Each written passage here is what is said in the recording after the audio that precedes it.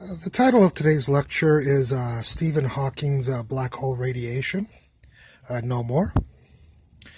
Let me start off this lecture with a subject called vacuum polarization. It is generated in quantum mechanics by this equation here called Heisenberg's uncertainty principle for energy and time.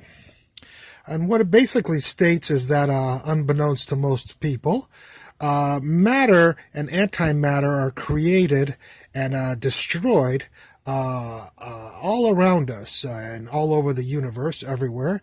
And it's governed by this equation where the amount of matter or antimatter, the mass energy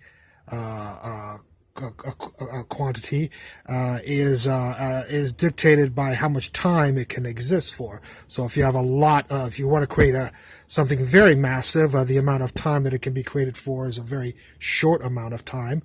But if you want to make little particles, then the time can be a little bit longer. Examples of this would be an electron being created and a positron being created.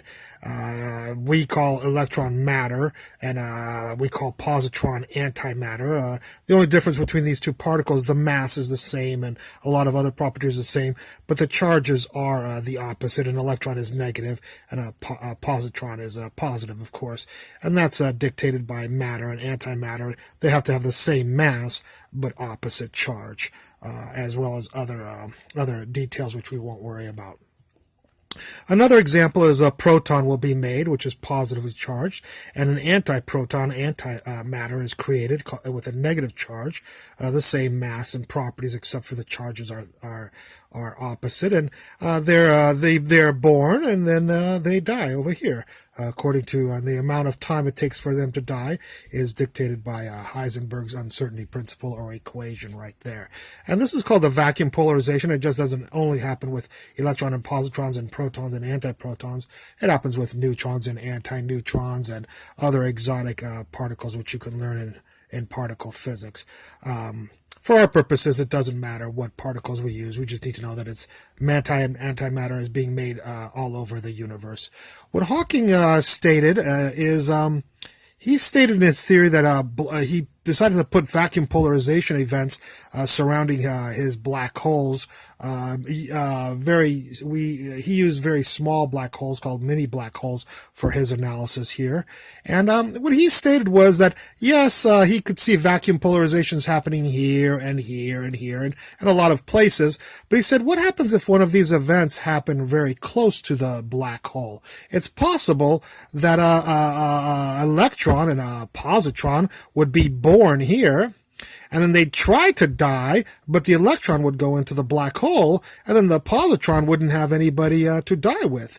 If it doesn't have an electron to die with, then it would just fly off. And if it flew off, then any observer that was watching the black hole would say, hey, if they didn't see this interaction, if it was within a certain time period, they wouldn't see this interaction, and they'd just say, wow, a positron just came out of that black hole. And that would be a very strange idea for black holes, because everyone would have thought that objects go into black holes and that objects really can't escape black holes. But Hawking designed a scenario where this could happen, Gedanken experiment, according to Einstein, a thinking experiment where this could happen, and that was fine. And this is Hawking's analysis of this situation. And I learned this, of course, and it sounded very cool at first when I thought about it.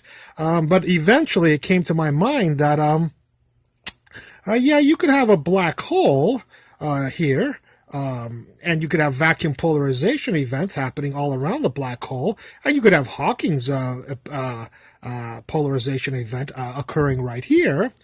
But there would be really no reason why asymmetrical Hawking polarization event couldn't happen over here also. So you have a electron falling into the black hole, and yes, a positron is about to escape, but at the exact same moment, a positron is going into the black hole, and an electron is starting to escape. So now this this positron here that's trying to escape might die or annihilate with this electron that is also trying to escape. And so you have asymmetrical events happening around the black hole, which would, if these died, you wouldn't have this piece of material or mass coming out of the black hole anymore. If you were an observer over here, you'd say, hey, nothing's going on with that black hole over there. So my point here is that there's no reason why this, no probabilistic reason in quantum mechanics why this event is any more probable than this event, and that these events could happen just as equally around the black hole, and therefore there would be no Hawking radiation. I hope you enjoyed this lecture, and I look forward to any comments you might have concerning it. Thank you. Bye.